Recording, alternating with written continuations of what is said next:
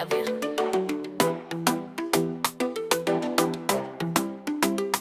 Nas el tu bilong kajingim jonga kasujong ki panunung sim barokas ni kilo kajingie pamakni lenti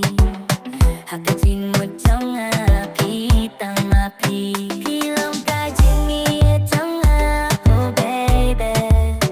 hakas ni badmi nga perkaya pi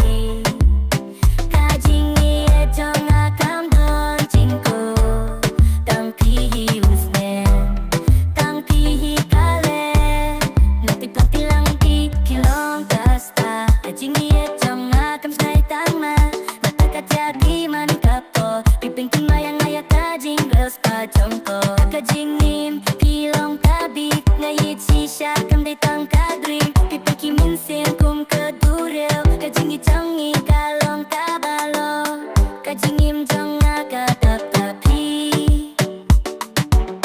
kasujong ki kum kajing raishim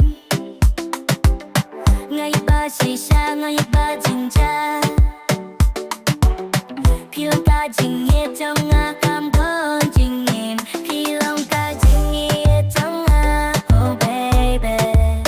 hakas ni badmi nga perkaya pi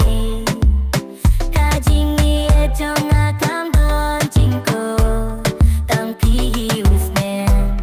tang pihi kale wood na japi tang pihi nagiplang pilang ti pilong kapi nagiplang pilang ti kajingit jonga Bem 8 kutsa